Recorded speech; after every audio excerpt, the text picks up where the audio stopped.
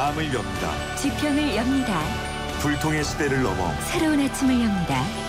신율의 출발 새 아침. 출발 새 아침 3부의 문을 열겠습니다. 제 목소리 들으시고요. 평소 듣던 목소리가 아니네.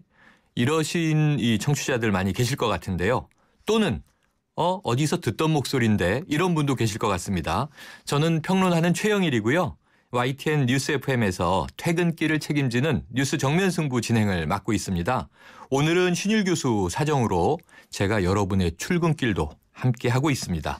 자, 출발 새 아침 3, 4부도 충실하게 준비되어 있고요. 3부에서는 온 나라의 생중계로 전해졌던 집안 싸움, 바로 롯데그룹 얘기인데요. 지금 어떻게 돌아가고 있는지 경제 시선에서 살펴봅니다. 또 스포츠 소식도 준비되어 있습니다. 4부에서는요. 얼마 전 북한의 목함지뢰 사건으로 우리 젊은 병사 2명이 발목을 잃었는데요. 그 무엇보다도 야만적인 무기라고 생각되는 이 지뢰, 한국의 지뢰 문제에 대해서 생각해보는 시간 마련되어 있습니다. 광고 듣고 시작합니다. 2588 상담원 하느라 아직 시집을 못 갔어요. 훌쩍훌쩍. 우리 고객님들 중에 총각도 많으시던데 저 이국주 어떠세요? 뿌이뿌이. 좌우로 정렬 2588 국주 좋네 국주 좋아 2588 대리운전아 국주를 부탁해. 아빠, 우리 경포 해수욕장 가자. 근데 엄마는 하늘목장 가고 싶대. 그건 난 모르겠고 용평 리조트 가자. 워터파크도 가야 되고 관광 곤돌라도 타고 싶은데. 그건 난 모르겠고 용평 리조트 가자니까. 바쁜 아빠를 위해 용평 리조트가 통으로 다 준비했습니다. 대관령 통 패키지, 티몬, 쿠팡, 위메프에서 구입하세요. 네, 경제 시선 오늘의 주요 경제 이슈 짚어보겠습니다. 최요한 경제평론가 연결돼 있습니다. 안녕하십니까? 네, 안녕하십니까? 네, 롯데 이야기 오랜만입니다. 해보죠. 오랜만이죠? 예. 네. 다음 주에는 신율 교수님을 뵈실 수 있어요. 예. 자, 이 호텔 롯데 기업 공개 IPO라고 하죠. 예. 이 주관사 선정에 입찰 요청서를 받은 증권사들이 꽤나 고민을 하고 있다. 예. 이런 소식이 들리는데 무슨 얘기입니까? 이게 그 호텔 롯데 기업 공개 주관사 선정에 입찰 제한 요청서를 받은 증권사가 국내외로 한 12곳 정도입니다. 네. 그런데 지금 호텔 롯데 예상 시가총액 정확하지는 않지만 호텔 신라 비교해서 뽑아보면 한 17조 원 정도 됩니다. 네. 근데 최소 공모 규모는 한 20%를 공모를 해야 되는데 이 절반인 10%만 구주 매출, 그러니까 기존 주주 보유의 주식을 파는 행위죠. 네. 이 구주 매출을 추진한다고 해도 1조 7천억 규모가 일본으로 넘어간다는 소리예요. 네. 그러니까 너무 많은 구주 매출일 경우에 일본인 주주에게 돌아가는 국부 유출 1조 7천억 이 틀림없이 논란이 될 수 있거든요. 그러니까 지배구조 개선을 위한 기업 공개하겠다고 한 롯데그룹 취지도 흐려지고 그러네요. 또 잡음 없이 이렇게 기업 공개하려고 하는 롯데그룹 입장에서 굉장히 부담이 되거든요. 근데 구조적으로 최대 발생할 수 있는 신주 규모가 정해져 있습니다. 880만 주 17%. 네. 따라서 최소 공모 규모 20%를 충족시키기 위해서는 이 주주총회를 통해서 발행 가능 주식수를 늘리는 이 정감 변경 절차가 필요하거든요. 그렇군요. 이런 상황에서 그러니까 이제 뻔한 구조죠. 이렇게 딱 네. 짜여져 있네요. 예, 딱 뻔한 구조에서 증권사들이 자신들의 창의성을 발휘할 수 있는 것이 완전히 제약돼 있다는 거죠. 신주 발행 위주의 공모 구조를 해야 되는데 다른 경쟁사와 큰 차별을 갖추기가 어렵다. 이게 증권사들이 지금 빠져 있는 딜레마입니다. 네, 그러니까 누가 이 IPO, 이 기업 공개, 상장이라고도 하죠. 예. 이 주관사가 되든지 공모 구조는 똑같이 정해져 있는 상황에서 그렇죠. 결국 이를 수주하기 위해서는 그럼 증권사들은 아까 국내외 12개라 그러셨는데 예. 수수료 할인 경쟁만 하고 끝나는 거네요? 그렇죠. 이게 그렇게 치열할 수밖에 없는 거는 네. 이 호텔 롯데 주관 자격을 얻게 되면 기대하는 게 있지 않습니까? 또 다른 이제 계열사들 할 수 있으니까. 네, 앞으로. 네. 예, 그런 주관 자격을 얻을 수 있다. 뭐 이런 생각 때문인데요. 그래서 거기라고 한다면은 할인을 해서라도 호텔 롯데의 입맛을 맞출 수밖에 없는 거죠. 네. 그러니까 롯데그룹은 지난해 기준 10대 그룹 중 그 주관사에서 가장 낮은 평균 수수료를 제공한되기도 합니다. 작년 7월에 롯데케미칼 회사채 발행 당시 주간사단에 0.01%포인트 네. 업계 최저 수수료 제시해서 사람들이 아이고 짜다 뭐 이런 얘기를 했습니다. 그러네요. 앞으로 얼마나 롯데계열사의 IPO가 있을지 모르지만 이걸 위해서 부차적인 옵션, 특히 이제 수수료 경쟁이 치열할 수밖에 없고요. 네. 업체들은 짠돌이 롯데 불만 가지고 있지만 언관생에서 표현도 못하고 있는 그렇죠. 거죠. 고객사인데 예. 속으로는 그렇게 생각하겠지만. 그렇죠. 자, 이번에 이 롯데의 지배구조 개혁을 이끌 이 TF팀의 팀장이 신동빈 회장의 가장 최측근 황각규 사장이 될 것이라고 예상들이 많았어요. 예. 근데 이게 빗나갔다 그러는데 무슨 일이 있었던 겁니까? 이게 사실은 누가 TF팀을 끌고 갈 것이냐 이 질문은 이제 언론에서 굉장히 많이 관심을 갖고 네, 있습니다. 그랬죠. 그러니까 자연스레 워낙 이게 큰 일이다 보니까 신동빈 회장의 가장 최측근인 이제 황각규 정책본부 운영실장 사장이죠. 네. 또는 이인원 부의장이 맡을 것으로 예상했습니다. 네. 그런데 딱 발표 났는데 이봉철 지원실장 부사장이 맡게 됐습니다. 제3의 인물이었군요. 예, 그러니까 신동빈 회장의 의지죠. 이거 그렇게 해석이 될 수밖에 없는데요. 왜 그랬을까요? 롯데그룹 이봉철 부사장이 TF 팀장에 선임된 거는 현재 맡고 있는 업무와의 연관성. 그러니까 이 부사장은 지금까지 롯데그룹 전체의 재무 관련 일을 총괄하고 해왔거든요. 네. 롯데의 상장이나 순환출조해서 등 이 TF팀 주요 업무를 추진하기에는 이봉철 지원실장이 가장 최적화된 인물이다. 그러니까 이번에 호텔 롯데 상장이 굉장히 상징성을 갖고 있는 일이면 틀림없지만 네. 그 상징성보다는 철저하게 실무에 초점을 맞췄다. 그래서 이봉철 부사장이 맡은 것이다라는 거죠. 네. 그래서 일각에서는 이제 비중이 떨어진다. 뭐 이런 얘기도 있거든요. 하지만 이제 신동빈 회장의 의지로서는 실무에 초점을 맞춰서 일을 진행한다. 큰 무리 없을 것이다. 네. 이거는 실무의 일이다라고 판단을 한 것입니다. 뭐 예상했던 인물은 아니지만 예. 그래도 지원실장도 이 측근일 거 아닙니까? 측근이죠. 예, 예. 총수 체제에서. 예, 그렇습니다. 네, 지난번에 충성서약하는 장면도 나오고 그랬는데 그렇습니다. 말이죠.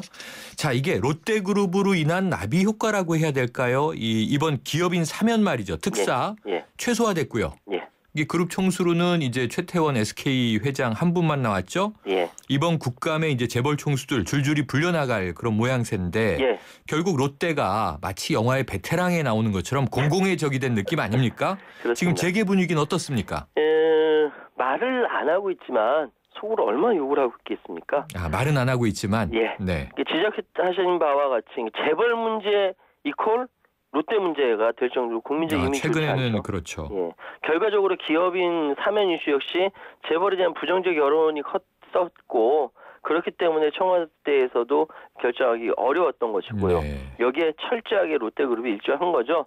워낙 이미지가 좋지 않기 때문에 이번 국정감사에는 신동빈 회장이 나올 수밖에 없는 구조입니다. 네. 예전에는 정치권에서 좀 비호하고 좀 방어해주고 그랬는데 이번에는 그렇게 해줄 수 있는 네. 상황도 아니고요. 재벌 때리기는 여야가 없죠. 요즘엔. 그렇습니다. 오히려 여당이 더하죠. 네. 지금 다른 총수들이 줄줄이 불려 나가게 생겼습니다. 국토교통위 같은 경우는 조현아 전 대한항공 부사장, 네.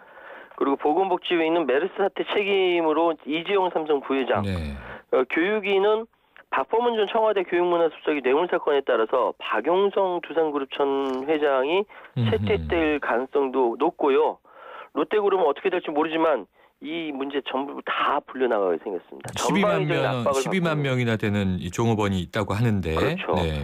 그래서 재계 쪽에서도 굉장히 평가가 안 좋고요. 지금 더군다나 대국민적인 이미지 너무 안 좋기 때문에 이 이미지 회복하기까지는 상당한 시일이 걸릴 것이다. 네. 이렇게 이야기들이 많습니다. 그러니까 조금 전 앞서서 예. 이게 이 주식 공개를 하면 예. 일본으로 10%가 넘어갈 우려가 있다. 그렇죠. 이거는 이제 지금 우리 취지에 역행하는 건데 그렇죠. 신동빈 회장 결국 대대적인 개혁 드라이브를 걸 수밖에 없는 상황이잖아요. 예. 이미지 전환도 해야 되고. 그렇죠. 하지만 결국 지금 유야무야 경영권 승계는 굳히는 그런 상황인가요? 그러니까 이제 이게 굉장히 아이러니컬한 일인데요. 네. 신동빈 회장은 지금 상황에서 롯데그룹의 대대적인 개혁 행보, 네. 개혁 드라이브를 걸 수밖에 없는 상황인데 그렇군요.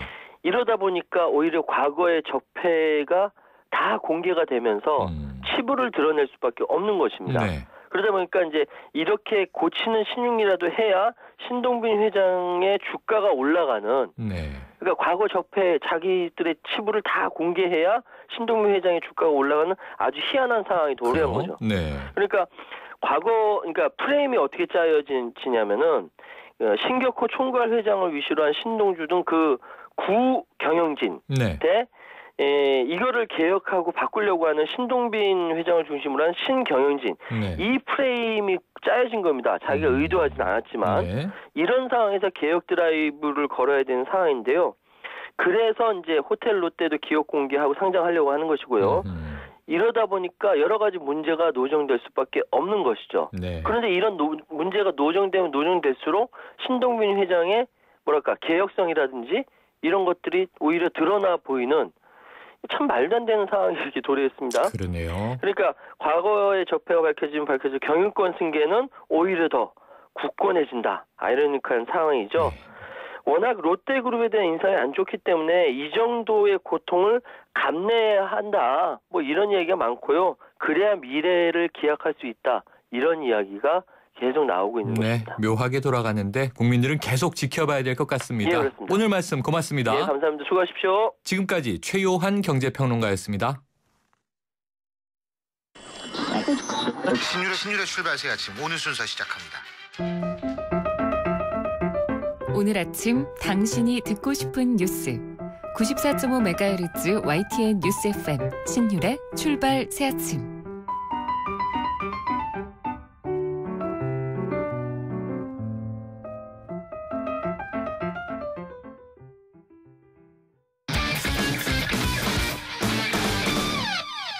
네, 이번에는 스포츠 소식 알아보겠습니다. 스포츠 시선 최동호 스포츠 평론가 전화로 연결돼 있습니다. 안녕하세요. 예, 안녕하세요. 야, 어제 야구 재밌었는데요. 이 예. KBO 리그에서 한화 로저스 선수와 NC의 해커 선수의 선발 맞대결. 결국 해커 선수가 완승을 한 거죠. 예, 그렇습니다. 이게 왜 이 관심을 모았냐면요. 네. 이 한화의 로저스하고 NC의 해커 선수가 이 후반기 외국인 최고 투수로 인정을 받고 있는 선수들이거든요. 네. 그래서 이 두 선수가 선발로 나와서 맞대결을 벌였기 때문에 이 관심을 모았는데 이 해커 선수가 완승을 거뒀습니다. NC가 한화를 4대1로 이겼거든요. 근데 이 로저스 선수가 5회 1사까지 노히트로 잘 던지다가 6회에 무너졌고요. 네. 이 해커 선수는 이 8이닝을 탈삼진 6개 1실점으로 호투하면서 시즌 16승을 올렸는데 이 다승 단독 선두로 올랐었습니다. 그렇군요. 이게 로저스 선수도요. 괴물 투수라는 별명도 얻었고 또 로지저스라는 별명도 얻었는데 잘 던지다가 이게 보니까요. 심판 판정에 흔들리면서 허물어진 그런 모양이더라고요. 예, 그렇습니다. 이 오히려 전혀 예상치 못했던 데에서 흔들려가지고 무너졌는데요. 네. 이 로저스 선수가 6이닝 동안 이 탈삼진 9개 잡고 3실점하면서 호투했다라고도 얘기를 할 수 있죠. 네. 그런데 5회까지 잘 던지다가 6회 2사에서 김준환 선수에게 볼넷을 내줬거든요. 네. 근데 이때에 마지막에 이 스트라이크로 던진 공이 볼 판정을 받으면서 흔들리기 시작한 겁니다. 네. 그러면서 그 뒤에 이 연소간 얻어맞으면서 3실점했는데 이 나성범 선수 한화의 그러니까 NC 나성범 선수가 적시타 때렸을 때 이 투수가 일반적으로 주자가 홈으로 들어오면 홈 커버에 들어가거든요. 네. 근데 로저스가 화가 나니까 이 홈 커버에 들어가지도 않고 주심을 바라보면서 항의하는 모습을 보여주기도 했고요. 네. 6회를 마치고 덕아웃에 들어가서는 글러브를 집어 던지면서 이 불만을 표시하기도 했습니다. 그렇군요. 스스로 무너졌다고 얘기할 네. 수 있겠죠. 평정심을 잃은 모습 그런 것 같습니다. 자, 한편요. SK와 LG전에서는 이 LG 정성훈 선수 머리에 공을 맞았는데 큰 부상입니까? 어떻게 됐습니까?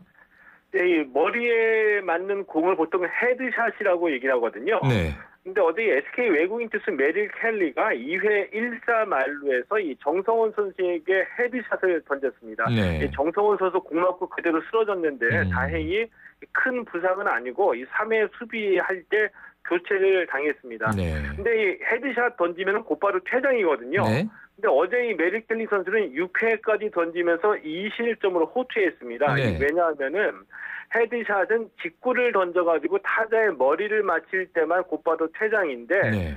직구가 아니라 다른 커브나 다른 공을 던졌으면 고의가 아니라 실투라고 인정을 해주는 겁니다. 그래서 이 매직 켈리 선수의 이 헤드샷은 직구가 아니라 체인지업이었기 때문에 퇴장당하지는 않았고요. SK가 LG를 6대3으로 이겼습니다. 야, 뭐 이게 체인지업으로 맞추는 경우는 없겠죠. 뭐 그러길 바랍니다. 이게 재미있는 통계가 있네요. 이 메이저리그 오심 통계가 나왔는데 추신수 선수가 피해자라고요? 예, 그렇습니다. 미국의 인터넷 통계 전문 사이트 베이스볼 서번트가 이 메이저리그 주심의 스트라이크 오심을 분석했거든요. 네. 근데 이 추신수 선수가 지난 수요일 경기까지 올 시즌에 삼진이 모두 117개입니다. 네. 좀 많은 개수인데 그런데 이 중에 12.8%죠. 15개가 억울한 삼진이었습니다. 네. 그러니까 이 스트라이크가 아닌데 스트라이크라고 잡아준 거죠. 이 추신수 선수의 이 억울한 삼진은 텍사스에서 가장 많은 것으로 집계가 됐고요. 메이저리그 전체에서 24번째로 많은 건데 이 피츠버그의 강정호 선수 같은 경우엔 억울한 삼진이 14개인데 메이저리그에서 34번째로 많은 수치입니다. 그렇군요. 이게 너무 잘해서 견제를 받는 건지 아니면 인종차별인지 조금 우려가 되네요. 예. 자, 이 축구 소식 보죠. 축구대표팀의 이정협 선수 말이에요. 어제 안면 부상 당했다는 소식 전해드렸는데 이 제1리그 사간도스에 김민우 선수가 대체 발탁됐다고요? 예, 이정협 선수 그제 경기에서 이 안면 광대뼈 골절 당하는 부상을 당했거든요. 네. 어제 수술을 받았습니다. 이 회복까지 2-3개월 정도 걸린다는 진단을 받았고요. 네. 다음 달에 러시아 월드컵 예선전이 있는데 그래서 이 축구협회가 이정협 선수를 대신해서 제1리그 사간도스에서 뛰고 있는 김민우 선수를 대체로 발탁을 했습니다. 네. 근데 이정협 선수는 원톱으로 뛰는 공격수거든요. 근데 이정협 선수가 빠지는 대신에 공격수가 아닌 미드필더 김민우 선수를 대신 뽑은 겁니다. 네. 그래서 이것을 보면은 슈틸리케 감독이 다음 달 러시아 월드컵 예선전에서는 이 석현준 그리고 황의조 이 새롭게 뽑은 두 공격수를 최전방 원톱으로 기용하면서 집중적으로 테스트를 해보겠다 이런 뜻으로 해석이 되고 있죠. 그렇군요. 자, 요즘 화제되고 있는데 이 레버쿠젠의 로저 슈미트 감독이 이 손흥민 선수의 토트넘 이적 관련해서 이 행보에 불만을 표시했다면서요. 예, 좀 그런 면이 있는데요. 어제 레버쿠젠이 유럽 축구연맹컵 챔피언스리그 플레이오프 2차전에서 승리를 거뒀거든요. 네. 근데 이 경기에 앞서서 손흥민 선수가 감기 때문에 훈련에 참가하지 못한다. 이렇게 보도가 나왔었습니다. 네. 자, 그런데 손흥민 선수가 이 팀 훈련에 합류하지 않은 사이에 손흥민 선수의 토트넘 이적설이 터져 나온 거죠. 네. 그리고 손흥민 선수가 런던에 있다 이런 얘기까지 나온 겁니다. 이렇게 되면은 이 손흥민 선수가 레버쿠젠에 감기가 걸려서 팀 훈련에 참가할 수 없다라고 이렇게 얘기를 해놓고 실제로는 런던에 가서 토트넘의 이 메디컬 테스트를 준비하는 것이 아닌가 하는 생각이 들기도 하거든요. 그래서 이 로저 슈미트 감독이 이적을 앞두고 취한 행동이 옳지 않다. 이 소속팀의 경기보다 이적이 더욱 중요했나 보다 이렇게 얘기하면서 섭섭함을 감추지 않았습니다. 내막을 보면 서로 섭섭한 게 있는 것 같은데요. 자, 다음 소식입니다. 이 번개 사나이 우사인 볼트가요. 지난밤에 세계 육상 선수권 대회 200m에서 최강자임을 증명했어요. 네, 그렇습니다. 이 우사인 볼트가 세계 육상 선수권 대회 남자 200m에서 4회 연속으로 우승을 차지했습니다. 이 19초 55를 기록했거든요. 올 시즌의 세계 최고 기록이고요. 2위 게이틀리는 0.19초 차로 여유있게 따돌렸는데 이 볼트가 100m에 이어서 200m에서도 최강자임을 증명했고요.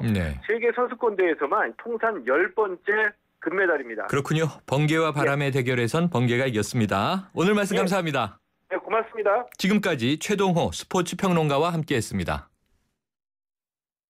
안녕하세요. 임시완입니다. 시원한 폭포 소리가 들리세요? 있는 그대로의 자연스러움을 간직한 폭포처럼 맑고 깨끗한 칠성 사이다가 우리 곁에 있습니다. 변함없이 맑고 깨끗한 칠성 사이다. 우황청심원을 단지 제품으로 생각했다면 반세기 최씨 고집도 귀한 약재에 대한 철학도 달라졌을지 모릅니다. 살다 보면 우황청심원이 꼭 필요한 순간들이 있습니다. 반세기 최씨 고집 광동 우황청심원 광동제약. 문 밖을 나서야 만날 수 있는 세상이 있다. 더 큰 세상에 가야 이룰 수 있는 꿈이 있다. 글로벌 넘버원에 도전하는 블랙야크는 그래서 더 큰 세상으로 나아간다. 세상은 문 밖에 있다. 히말라얀 오리지널 블랙야크.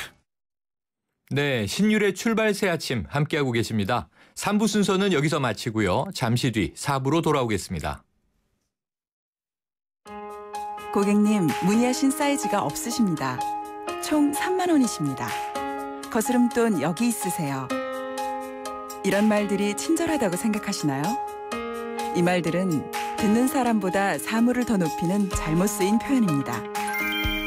이제부터는 고객님, 문의하신 사이즈가 없습니다. 총 3만 원입니다. 거스름돈 여기 있습니다. 이렇게 바른 표현으로 바꿔 써보세요. 사람을 높이는 법, 올바른 표현에서부터 시작됩니다. YTN 라디오 언어문화 개선 캠페인은 국립국어원과 함께합니다. 날카로운 분석, 내일을 보는 시선, 신율의 출발 새 아침. 네, 신율의 출발 새 아침 4부의 문을 엽니다. 저는 YTN 뉴스 FM에서 여러분의 퇴근길을 함께하고 있는 뉴스 정면 승부의 진행자, 평론하는 최영일인데요.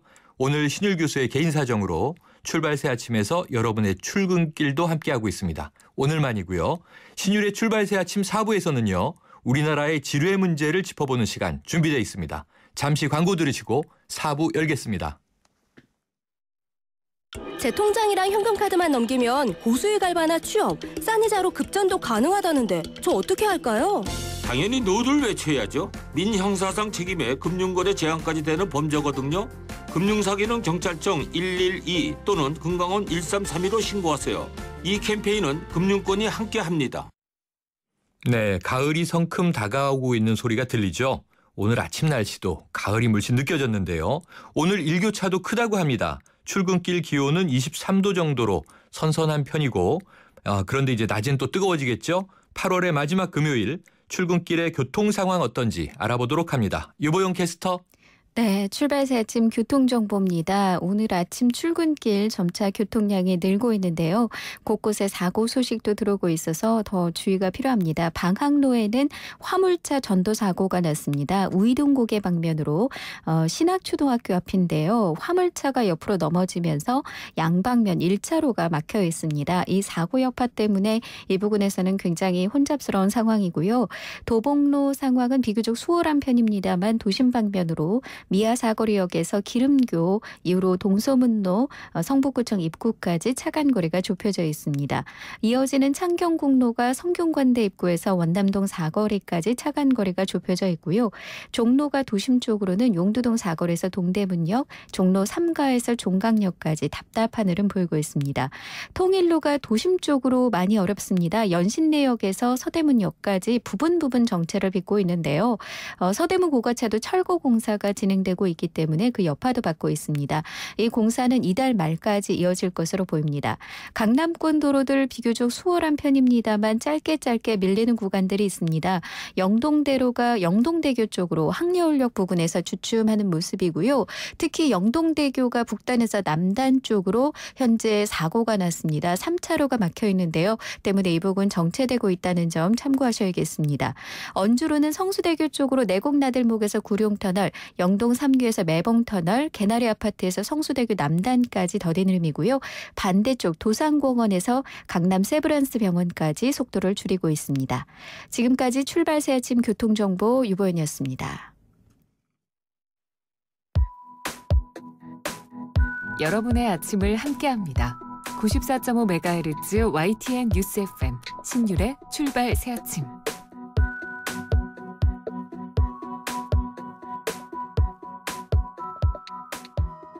네, 얼마 전까지 남북을 극도의 긴장 상태로 몰아넣었던 북한의 지뢰 도발. 다시는 일어나서는 안 될 비극적인 사건이었죠. 이 지뢰는 분단이 우리 땅에 남긴 아프고 쓰린 상처들입니다. 18년간 지뢰 피해자 지원과 지뢰 제거 활동을 해온 분이죠. 노벨 평화상을 수상하기도 했던 국제시민단체 국제대인 지뢰 금지 캠페인 ICBL이라고 부르는데요. 여기에 한국 지부 평화나눔회 이사장을 맡고 계시는 조재국 이사장 전화 연결해서 이번 북한의 목함지뢰 도발을 계기로 한반도의 지뢰 문제 깊이 생각해보는 시간 마련해 보도록 하겠습니다. 이사장님 안녕하세요. 네, 안녕하세요. 조재국입니다. 네, 먼저요. 지뢰 제거 운동을 하시는 입장에서 이번 북한의 목함지뢰 도발 어떻게 보셨습니까? 정말 같은 민족으로 창피하고 안타까운 일입니다. 네.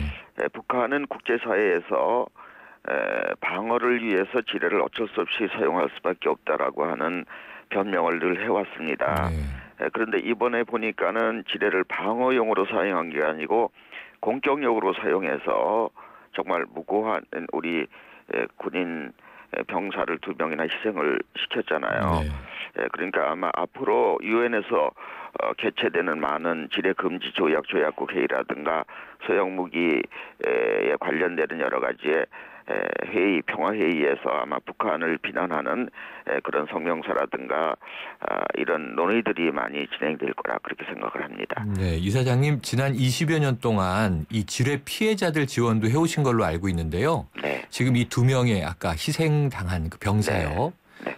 부상입니다만 앞으로 또 남은 삶이 어둡지 않겠습니까? 우리는 네. 지금 잠깐 기억하고 잊을 수도 있고요. 네. 남북 긴장이 완화됐다고 또 이제 잊겠지만 네. 이분들의 삶을 이사장님은 예측할 수 있으시죠? 그렇죠. 이분들이 앞으로 이제 일단 장애자로 살아가셔야 되고요. 네. 그리고 그분들에게 이제 피해를 준 지뢰 문제가 앞으로도 계속 남북한 현실 속에서 있기 때문에 네. 이런 것들을 이제 제거하거나 해결하지 않으면 이런 사고는 계속 나는 거니까는 아마 그동안은 지뢰 사고가 남의 일처럼 생각이 되었지만 앞으로는 자기네 생애에 아주 중요한 사건으로 기억이 될 거고요. 그리고 이제 우리들이 그것을 잊어버리면 그분들은 너무 외로워하고 또 그럴 거니까 우리가 이걸 잊지 않고 이 문제를 함께 해결하는 그런 일을 우리가 해야겠죠. 네, 그렇습니다. 그런데요, 조재국 이사장님께서 사실 연세대 연합신학대학원 교수시고요. 네. 또 교목실장도 맡고 계셔서 이 직함을 보기에는 지뢰와는 전혀 상관이 없어 보이시거든요. 네, 그렇습니다. 네, 처음 이 지뢰 문제에 관심을 가지신 계기는 어떤 거예요? 네, 제가 1996년에 이제 외국에서 공부를 하고 한국에 돌아왔는데요. 그 시절에 이제 국제적으로 지뢰 피해가 너무 캄보디아라든가 앙골라에서 많이 나고 있기 때문에 당시에 캄보디아 같은 경우는 1년에 전쟁이 이제 분쟁이 끝났는데요. 1년에 4,000명에서 5,000명 정도가 그것도 80%가 어린이들이었었는데 희생을 당했습니다. 지뢰 사고로. 그래서 국제적으로 지뢰를 이제 쓰지 말자고 하는 운동이 일어나고 유엔에서 이제 그런 금지법을 만들고 있었는데 국제사회에서는 이제 한국 정부가 한국에는 민간인 지뢰 피해자가 없다고 하는 보고를 계속 하고 있었어요. 그래서 제가 그걸 듣고서는 귀국을 했는데 한국에 와서 보니까는 파주 지역이라든가 이런 데 민간인 피해자가 너무 많은 거예요. 그래서 이 문제에 대해서 이제 그때 당시에 참여연대라든가 경실련이라든가 한국의 많은 NGO 단체들과 협의를 해서 한국의 민간인 지뢰 피해자에 대해서 우리가 좀 고민을 해야 되지 않겠느냐 해서 관여를 하기 시작하다 보니까는 18년 동안 이 일을 감당하게 되었습니다. 그래서 국내에선 이제 누구도 따라올 수 없는 지뢰 전문가가 되셨는데요. 그렇진 않은데요. 그저 피해자들 생각하고 또 이 지뢰 문제가 너무 심각하니까는 이제 관여를 계속 하다 보니까 여기까지 왔습니다. 조 이사장님이 생각하시기에 이 지뢰라고 하는 것은 어떤 무기입니까? 지뢰는 기본적으로 이제 방어 무기인데요. 그래서 그동안 이제 국제사회에서도 용인을 했고 특히 분쟁 지역인라고 하는 우리 한국에서는 인정이 되고 또 우리들도 인정을 했는데요. 문제는 이제 전쟁이 끝난 후에도 계속해서 이 지뢰가 인명을 살상하는데 특별히 민간인들에게 피해를 준다는 거죠. 그래서 우리는 지뢰는 이제 숨어서 인명을 살상하지 않으면 사라지지 않는 그런 아주 야만적인 무기다 이렇게 생각하고 있습니다. 그래서 국제사회에서도 이걸 굉장히 걱정하고 있고 그래서 이 문제는 남북한 동시에 우리가 같이 고민을 해야 할 문제라고 생각합니다. 네. 자, 우리나라에 이 지뢰가 많이 묻혀 있다는 사실은 많은 분들이 이제 피상적으로 알고 계십니다만 이 구체적으로는 얼마나 묻혀 있다는 건가요? 우리나라는 이제 국방부 발표에 의하면 민통선 주위에 한 100만 발 이상 지뢰가 지금 매설되어 있고요. 네. 그리고 후방 지역에는 7만 5천 발 정도가 매설되는데 2001년에서 5년까지 후방 지역은 대부분 이제 그 제거를 했다고 합니다. 그러나 지뢰지대라고 하는 것은 지뢰가 한 발, 두 발만 있어도 지뢰지대인 것이지. 그렇죠. 그래서 실상 후방 지역에 많은 지뢰지대들이 지뢰가 몇 개가 있기 때문에 지뢰 철조망을 철거하지 못하고 그냥 불모의 땅으로 있는 곳이 많이 있습니다. 그리고 이 DMZ는요. 1평방제곱미터당 2.3개가 매설되어 있어서 세계 지뢰 그 매설 밀도가 1위입니다. 세계 1위. 네. 그런데 지금 말씀하신 대로 이 위험하고 야만적인 지뢰가 추산컨대 약 100만 발. 네. 그럼 주로 어떤 종류가 많다고 합니까? 우리나라는 세계적으로도 가장 이제 그 탐지하기도 어렵고 제거하기도 어려운 M14 플라스틱 지뢰라고요. 미국에서 만들어서 쓴 것인데 뭐 주먹만 하죠. 100g 정도밖에 안 되기 때문에 가벼워서 물에 잘 떠내려가고요. 그리고 이제 금속성이 거의 없어서 금속 탐지기로는 탐지가 완전 불가능합니다. 그래서 이제 이것 때문에 이제 사실 제거를 못 하고 있는 건데, 그리고 또 이제 M16이라고 하는 것은 밟으면 터져서 이제 사망을 하죠. 그리고 M14는 이제 발목 지뢰라고 그래서 발목만 잘려 나가는 것인데, 그래서 이제 이게 우리나라에서 한국 전쟁 때 많이 쓰여진 그리고 또 다른 여러 가지 종류의 지뢰들을 많이 사용하고 있습니다. 그런데 이 M14 플라스틱 지뢰라고 하는 것은 국제적으로도 이제 더 이상 쓰지 말자라고 하는 국제 조약이 있어서 우리나라도 여기에 가입을 2001년에 했습니다. 그래서 우리나라는 더 이상 이 CCW 제2 개정의정서라고 하는데 여기에 가입을 했기 때문에 이 M14 플라스틱 지뢰는 더 이상 우리나라는 쓸 수가 없습니다. 그만큼 이제 위험하고 또 제거하기가 힘드니까 쓰지 말자는 국제적인 합의를 한 거죠. 네, 그럼 이사장님 우리가 국제 이 조약에 가입을 했다면 M14 이 발목 지뢰요. 지금 묻혀 있는 것들은 제거가 된 건가요? 하고 있는 건가요? 이제 문제는 이제 묻혀 있는 것은 그냥 둘 수밖에 없다라고 하는 게 이제 조약의 의예요. 그럼 더 이상 묻지는 않는다. 그렇죠. 더 이상 묻을 수는 없고 사용할 수가 없는 거죠. 그러면은 지금 이 북한에 매설됐던 이번에 이 사건의 좀 이 핵심이 된 목함 지뢰는 어떤 지뢰인가요? 목함 지뢰는 주로 이제 한국 전쟁에서 사용한 건데 나무로 만들었어요. 우리나라 M14 플라스틱 지뢰보다 훨씬 크고요. 그래서 도시락만 합니다. 그래서 도시락 지뢰라고 불렀죠. 소련제이고요. 북한 지역에 약 40만 발 정도가 매설되어 있다고 합니다. 그런데 이 M14 플라스틱 지하고 조금 다르게 이것은 썩어서 이제 그 기능이 사라지는 경우가 많이 있어요. 그래서 몇 년 전에 이제 3.2천을 통해서 북한에서 한 100발 정도의 도시락 지뢰, 목함 지뢰가 떠내려왔잖아요. 근데 그 가운데 대개 한 반 이상이 이제 그 기능을 하지 못하고 나머지는 기능을 하는 거였었는데 그것 때문에 우리 국민이 한 분 그 살상당해 돌아가셨잖아요.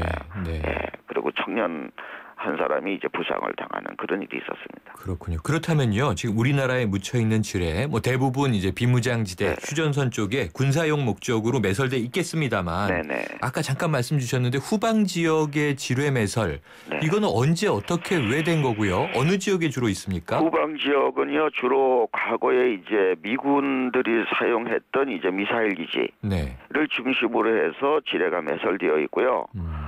이 매설된 지역은 산 위에 있기 때문에 주로 M14 플라스틱 지뢰만으로 이제 매설이 되어 있고요. 대개 36개 지역에 되어 있고 우리나라 서울에는 이제 우면산, 김포에는 장산, 뭐 경북의 양산, 심지어는 이제 그 부산의 이제 중리산 이런 데 이제 지뢰가 매설되어 있었죠. 근데 이제 국방부에서 애를 써서 2001년부터 5년까지 지뢰를 제거 작업을 했습니다. 그럼에도 불구하고 상당수가 발견이 되지 않았기 때문에 현재도 지뢰지대로 그냥 현상 유지를 하고 있고요.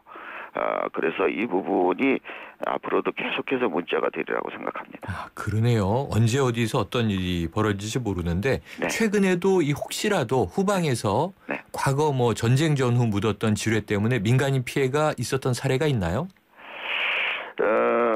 그 후방 최근에는 이제 별로 후방에서는 이제 그렇게 제거도 했기 때문에 뭐 사고가 많이 안 나지만 한 5, 6년 전만 하더라도 여기 서울의 그 예술의 전당 뒤에 있는 우면산에서도 사고가 났었죠.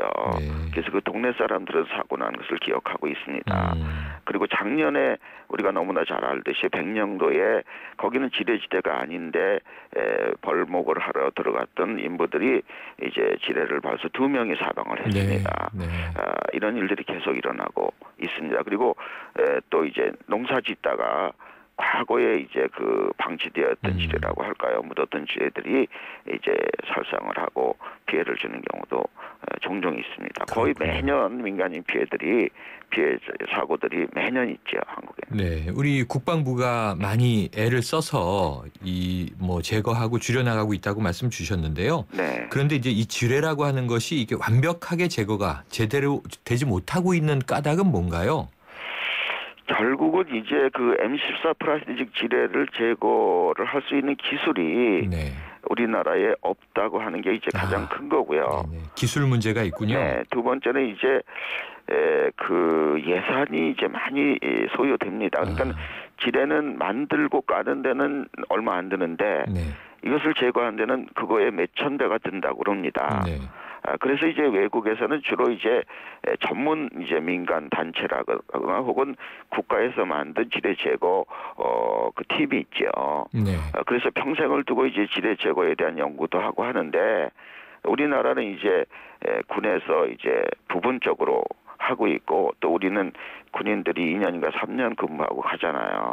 그러니까 그런 기술이 축적되지 않고 예산이 부족하고 그리고 또 지뢰를 제거를 해야 하려고 하는 의지가 좀 부족하지 않나. 즉 민간인들이 매년 피해를 당했고 지금 1000여 명 이상의 민간인 희생자가 있다고 하는데도 불구하고 그런 민간인 보호에 대한 정부의 인식이 좀 그동안 부족하지 않았나 이렇게 생각합니다. 네, 이사장님 그런데요. 이게 기술 부족, 예산 문제 말씀 주셨는데 우리나라가 분단 국가고 또 전쟁 국가이다 보니까 이번에도 절감했습니다만 역사적으로 지뢰가 수십 년 동안 묻혀온 거잖아요. 근데 이것을 꼭 국가 예산으로 국가 혹은 군만이 제거해야 하는 것인지 아니면 민간 단체들이 좀 힘을 모아서 이 제거에 나설 수는 없는 것인지 궁금한데요. 국제적으로는 민간 단체, 캄보디아 같은 경우도 그렇고 민간 단체들이나 혹은 유엔이라든가 혹은 선진국에서 만들어 놓은 인도적인 지뢰 제거 단체들이 굉장히 많이 있습니다. 여기에 도움을 받아야 되는데 우리나라는 지뢰 제거는 군만 할 수 있게 되어 있습니다. 민간인들은 손을 댈 수가 없게 되어 있죠.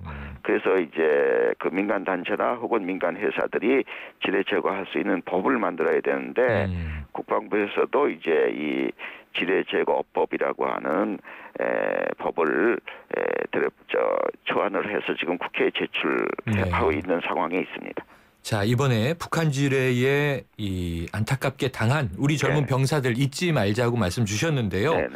그동안도 이 지뢰 피해를 입은 민간인 분들이 우리나라에 많다고 들었습니다. 몇 분 정도 추산되고 이분들은 지금 어떻게 살고 계신가요? 그분들에 대해서 뭐 전수조사를 한 적은 없고요. 저희 단체가 그 강원도만 한번 몇 년 전에 한 적이 있는데 강원도만 350명 정도의 민간인 피해자가 드러났고요. 경기도는 한 3배 정도 이상 되기 때문에 1000명 이상 되리라고 생각하는데요. 이분들은 정말 지난 60년 동안 어디에서도 도움을 받지 못하고 장애자로 정말 어려운 인생을 살아가고 계신데요. 우리나라는 외국의 지뢰 피해자와 지뢰 제거를 위해서 외교부를 통해서 88억 정도의 예산을 지원을 했습니다. 유엔을 통해서요. 그런데 국내 피해자들에게는 의족 하나 사준 적이 없어요. 그래서 이분들을 위해서 이제 지뢰 피해자 지원법이라고 하는 것을 국회에서 만들어서 금년 4월서부터 시행을 하게 되었습니다. 그래서 아주 잘 된 건데 그런데 문제는 이제 국가의 예산의 부족으로 인하여서 지금 국방부에서는 40억 정도로다가 보상을 마무리하려고 생각하는데 그러면 1인당 2천만 원도 안 들어가요. 그래서 지금 피해자들이 굉장히 안타깝게 생각하고 있는데 이 문제는 좀 앞으로 국민적인 합의를 거쳐서 좀 해결을 잘 해나가야 될 거라고 생각합니다. 그러네요. 이게 본인의 잘못도 아니고 어찌 그렇죠. 보면 이게 국가 상황의 잘못으로 큰 장애를 입었는데 1인당 2천만 원으로 한평생을 보상할 수는 없을 것 같습니다. 그럼요. 그리고 이제 민간인과 이제 군인일 경우에는 이제 그 원우법이라든가 또 이번에 그 안타깝게 피해를 당한 그 DMZ 피해자 병사들에게 어디 LG인가 어디에서 5억 원씩 이제 그 위로금을 준다고 하잖아요. 저는 굉장히 우리가 박수 칠 일이고 정말 잘하는 일이라고 생각해요. 그러나 이제 민간인과 군인이 똑같은 질의 피해를 당했는데 너무 차별이 많으면은 민간인들 우리가 위로하는 게 안 되잖아요. 그런 부분에 좀 우리가 많이 관심을 가져야 될 거라고 생각합니다. 네, 이사장님 오늘 정말 좋은 말씀 인터뷰 감사합니다. 네, 감사합니다. 지금까지 사단법인 평화나눔회 이사장을 맡고 계시죠. 조재국 연세대 교수와 함께했습니다. 지금 노래 한 곡 들려드릴 텐데요. 캄보디아 얘기도 아까 나왔었는데요. 우리나라도 지뢰에 관한 한 캄보디아, 베트남 다르지 않은 것 같습니다. 이 롤랑 조페 감독의 영화였는데요. 킬링 필드의 마지막에 흘렀던 존 레논의 이매진 듣겠습니다. SK텔레콤이 이제 이상하기로 했어요. 새로운 건 처음엔 다 이상해 보이잖아요. 그때까지 없던 거니까. SK텔레콤도 지금까지 없던 새로운 세상을 만들겠다. 그 말이죠. 이상한 생각이 세상을 바꾼다. 이상하자. SK텔레콤. 2개의 얼굴, 5개의 심장. 새로운 혁신의 모습으로 K5가 돌아왔다. 지금껏 경험하지 못한 선택의 자유로 당신만의 드라이빙을 즐겨라.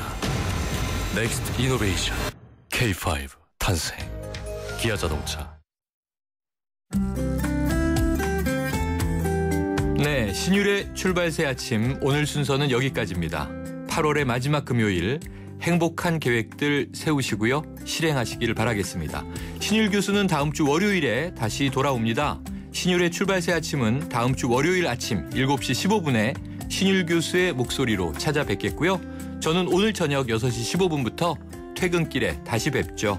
여기서 인사드리겠습니다. 지금까지 최영일이었고요. 청취해주신 여러분 감사합니다.